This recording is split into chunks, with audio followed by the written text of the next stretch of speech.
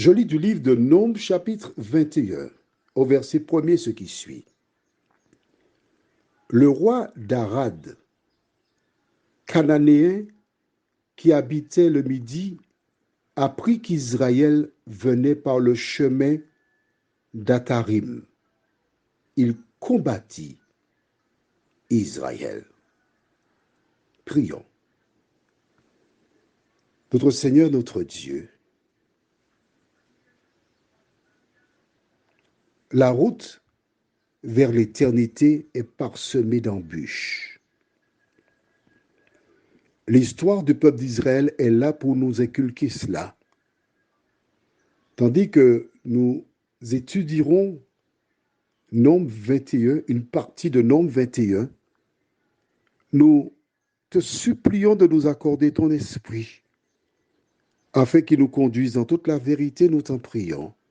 Au nom de Jésus et pour ta gloire éternelle. Amen. Nous avons sauté une bonne partie de l'histoire d'Israël pour arriver donc au chapitre 21. Le peuple a laissé l'Égypte, traversé la mer Rouge à pied sec, le Jourdain pareil, les murailles de Jéricho s'écroulèrent, etc., etc. Il se dirige vers Canaan. Et voici ce roi qui décida de combattre Israël. Pourquoi cherche-t-il à combattre Israël? Quelle est l'application pour toi et moi dans cette histoire?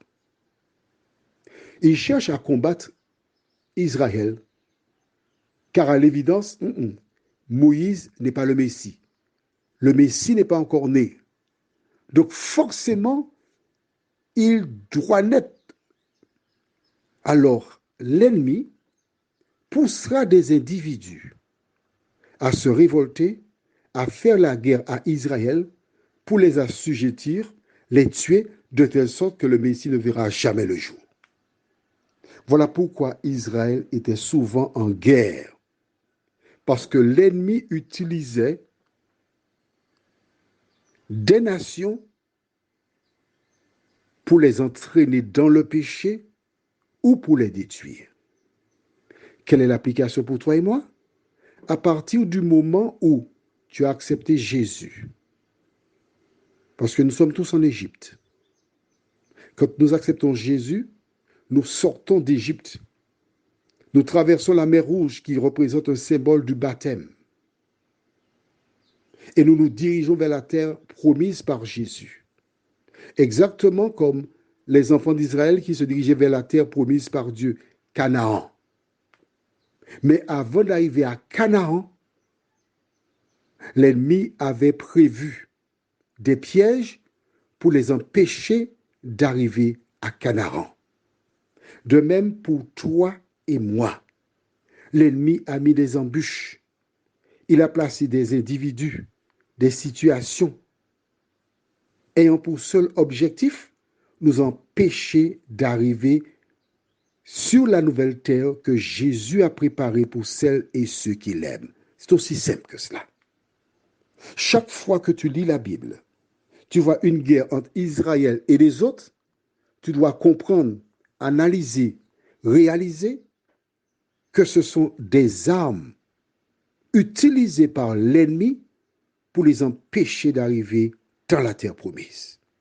Voilà pourquoi Jésus déclara à ses enfants, tous ceux qui veulent vivre pieusement en Jésus-Christ seront persécutés. Qu'ils le veuillent ou pas, ils seront persécutés. Car l'objectif final, c'est que tu n'entres pas dans la félicité que Jésus a préparée pour toi. Ça, c'est le projet du diable. Le projet de Dieu, c'est qu'au milieu des épreuves, des tribulations, des soucis, des injustices, que tu n'oublies jamais que c'est Jésus que tu as accepté. Que tu n'oublies jamais que c'est Jésus qui pardonne tes péchés. Jamais que c'est Jésus qui prépare ta place. Jamais, il ne faut pas oublier ça, jamais qui revient pour te chercher.